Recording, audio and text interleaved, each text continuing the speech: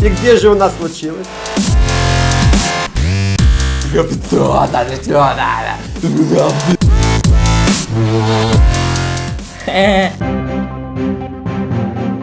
Храп способствует потере памяти. С таким заявлением выступили нью-йоркские ученые. В процессе эксперимента было обнаружено, что храпящие люди испытывают проблемы с памятью чаще, чем те, кто не храпит.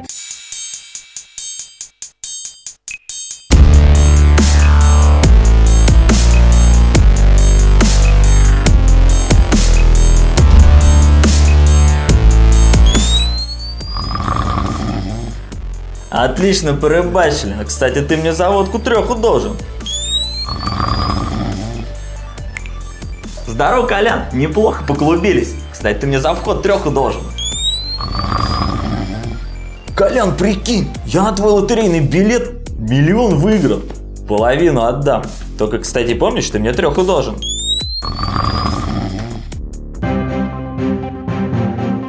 Мы все живем в матрице. Профессор университета имени Канта предположил, что вероятность существования матрицы велика. Ученые уже занимаются поиском пикселей, минимальных частиц, создающих мир. А вы думаете, что матрицы не существует? Вот вы видите меня так, а я вижу так.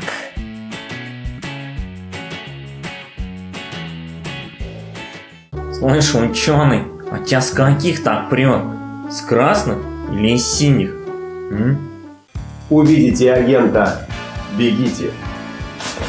Подождите, для вас спецпредложение. Оператор, загружайте. Я знаю кунг-фу. Жиши, пиши с буквой И.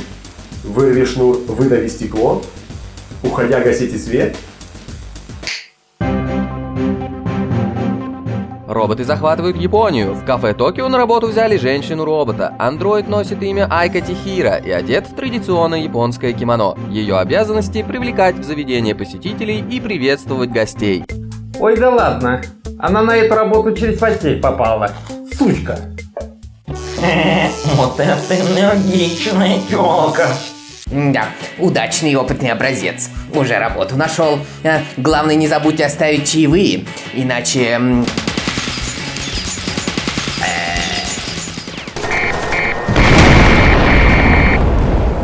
Надо будет тут скаймет еще на стадии официантки вырубить.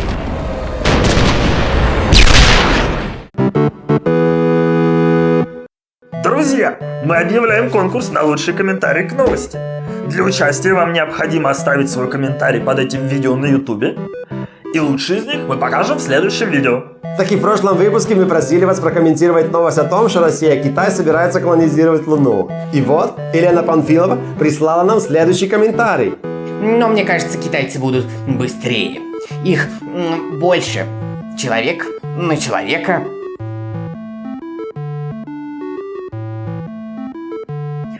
А теперь новая новость.